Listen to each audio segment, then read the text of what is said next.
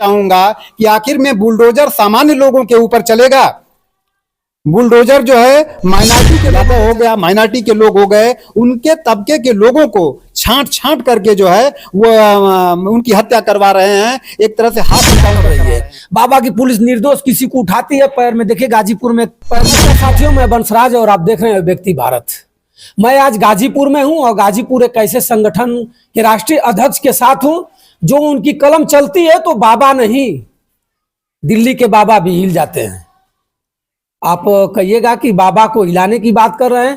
कलम में इतना दम है मित्रों कि अगर कलम चल जाती है, किसी के ऊपर चल जाती है, तो बाबा क्या है। बड़े बड़े बाबा हिल जाते हैं, बड़े बड़े बाबा मैदान छोड़कर भाग जाते हैं। वैसा ही हमारे साथ आफ्ताब आलम अपोलो जी हैं। इनका संगठन है भ्रष्टाचार, जो लेता देता है उसको पकड़वाते हैं और जो लेता देता है उसके साथ टीका टपड़ी करते हैं और लिखते हैं। आज मैं इनसे मिलाऊंगा और जौनपुर के कांड के बारे में इनसे मैं कुछ इनके तरफ से जानना चाहूंगा कि कब तक उत्तर प्रदेश के बाबा जौनपुर में अपना रुख, बुलडोजर का रुख कब तक घुमाएंगे। सादर प्रणाम। आपके दर्शकों को बहुत बहुत धन्यवाद, नमस्कार। और मैं हूं आफ्ताब अंसारी अपोलो, राष्ट्रीय अध्यक्ष करप्शन फ्री इंडिया। और आप लेकिन एक जौनपुर की घटना हुई है जिनका नाम है अनुराग यादव।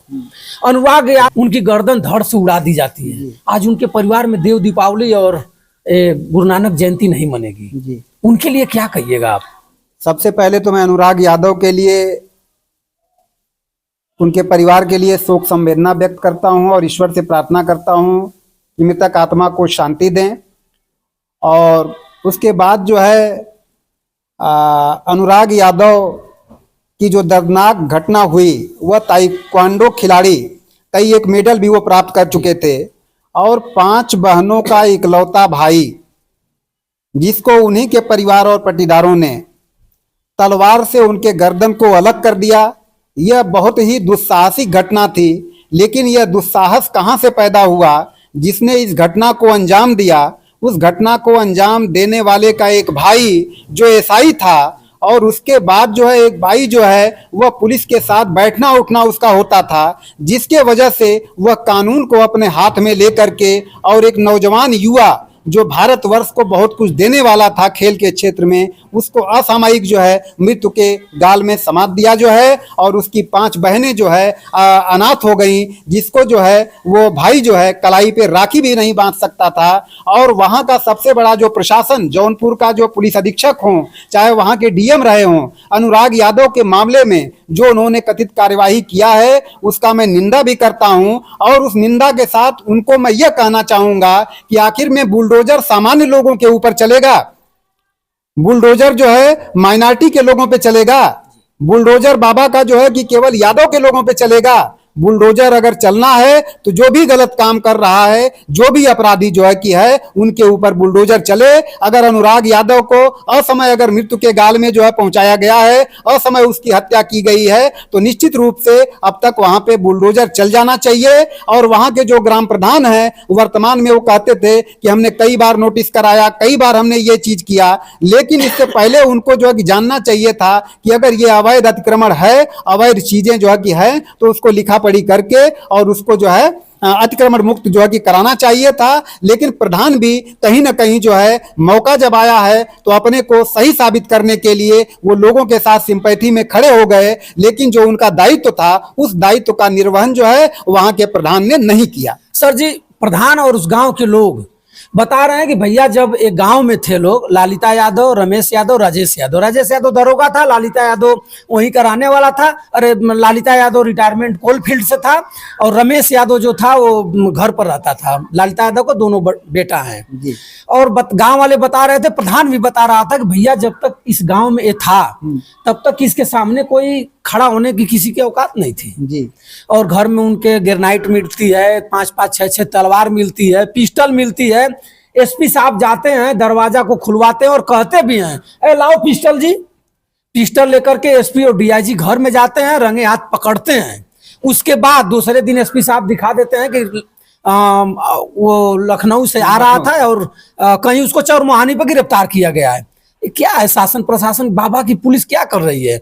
बाबा की पुलिस निर्दोष किसी को उठाती है पैर में। देखिए गाजीपुर में पैर में शूट हुआ है, कासमाबाद के बारह चौर क्षेत्र में एक किसी को उठा करके पैर में शूट हो गया। क्या कि अपराधी आ रहा था, चैन का लुटेरा था, चैन लूटता था और आ रहा था काली पल्सर से, और उसको रोकवाया गया, नहीं रुका तो फायर हुआ।